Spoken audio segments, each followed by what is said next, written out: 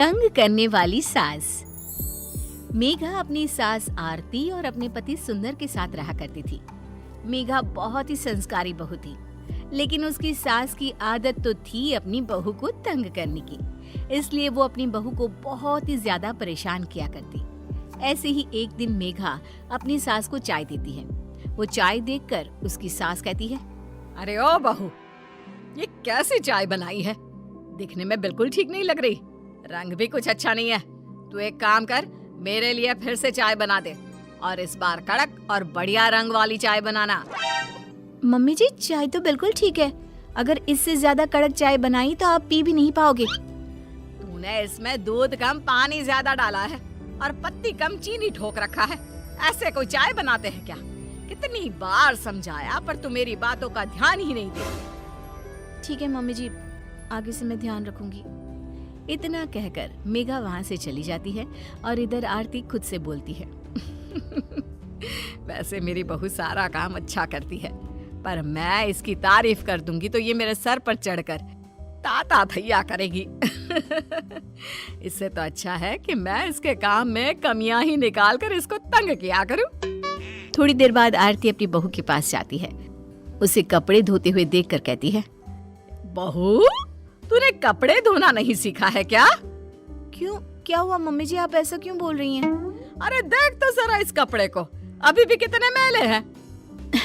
माँ जी, वो आपको मैले इसलिए दिख रहे हैं क्योंकि उन्हें अभी मैंने धोए ही नहीं है।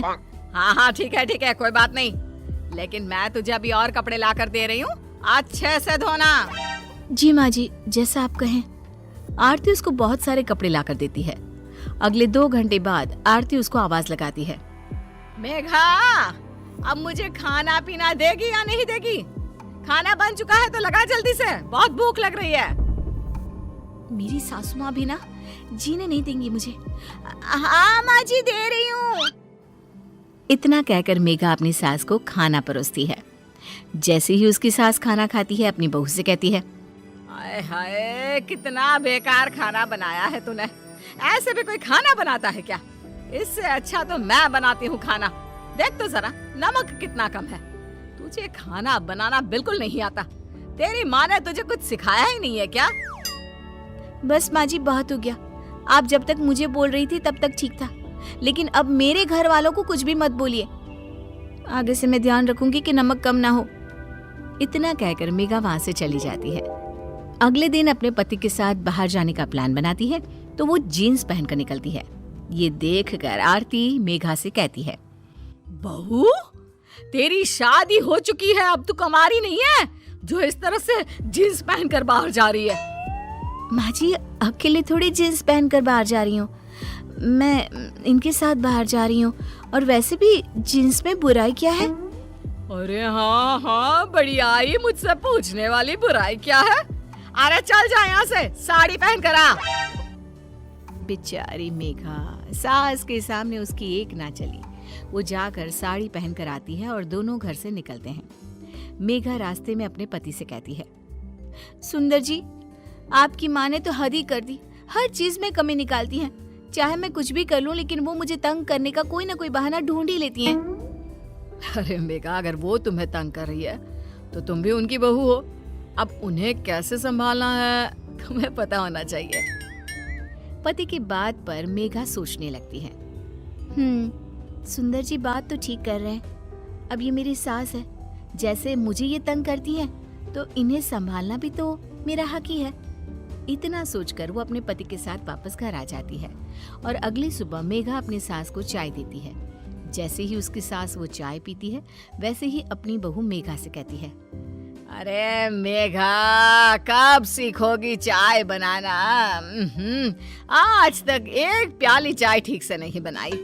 क्यों, क्या हो गया मम्मी जी? आज क्या दिक्कत है मेरी चाय में? अरे देख तो जरा, इसमें पानी ही पानी है और चीनी तो है ही नहीं, और चाय पत्ती इतनी ज्यादा डाल रखी है कि चाय कड़वी हो गई है। लेकिन मम्मी जी, पिछली बार आपको ही तो पत्ती वाली चाय चाहिए थी ना, तो आज मैंने पत्ती वाली ही चाय बनाई है। अच्छा चल ठीक है, तू जाके घर की साफ सफाई कर ले। थोड़ी देर बाद सास छत पर जाती है। वो देखती है कि उसके सभी गंदे कपड़े धूप में सूख रहे हैं। वो मेघा से कहती है, बहू, ये क्या? तूने गंदे ही कपड़े धूप में सूखने के लिए डाल दिए। अरे कम से कम इसको धो तो देती। अरे मम्मी जी, वो मुझे ना आज साबुन नहीं मिला, तो मैंने ऐसे ही पानी में डालकर सीधा धूप में सुखा दिया। ओहो, जब साबुन ही नहीं था तो इतनी मेहनत भी क्यों करी? मम्मी जी, आपको मेरी मेहनत की चिंता कब से होने लगी? ऐसा कुछ नहीं है, चल जा साबुन लेकर आ और इन्हें धोकर सुखा। क्या मम्मी जी, आप भी अभी तो मेरी मेहनत की फिक्र कर रही थी और अब फिर से दोबारा मुझसे मेहनत करवाना चाहती है। अरे एक दिन की तो बात है, यही पहन लीजिए ना आप। बहू की बात पर हैरान आरती कुछ बोले बिना वहाँ से चली जाती है। थोड़ी देर बाद जब शाम होती है, आरती मेघा से कहती है, बहू आज खाना देगी या नहीं? भूखा ही रख रखा है सुबह से तूने। अरे लाती हूँ ना मम्मी जी। आरती को मेघा खाना देती है और जैसे ही आरती खाने का पहला निवाला अपने मुंह में डालती है, वैसे ही उसका मुंह जलने लगता है और गुस्से से तमतमाकर वो मेघा से कहती है, मेघा तुम पागल हो चुकी हो क्या? तुम सब भूल गई हो? अरे पहले कितना अच्छा बनाती थी सब, लेकिन अब तो सब कुछ सत्यानाश कर दिया है। क्यों मम्मी जी, अब मैंने क्या कर दिया? ये खाना देख रही है, इतना तेज नमक और लाल मिर्च तो तूने इतनी भरी हुई है कि मेरा मुंह जल रहा है इसे खाकर। अरे मम्मी जी, आपको ही तो थोड़ा तेज नमक और मसाले वाला खाना चाहिए था ना। कल मैंने ठीक बनाया था तो आपको अच्छा नहीं लगा, इसलिए आज मैंने थोड़ा सा नमक डाल दिया है और लाल मिर्च थोड़ी तेज कर दी।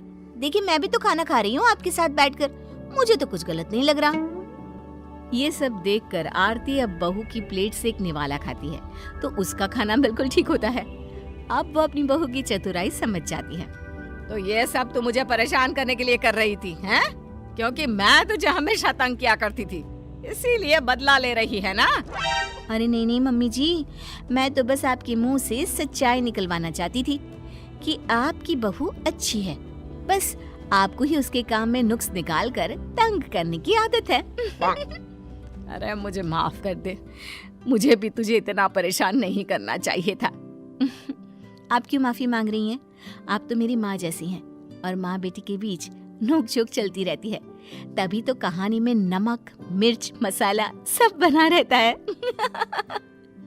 इतना कहकर अब आरती और मेघा दोनों हंसने लगती हैं और सास बहू की कहानी इसी तरह चल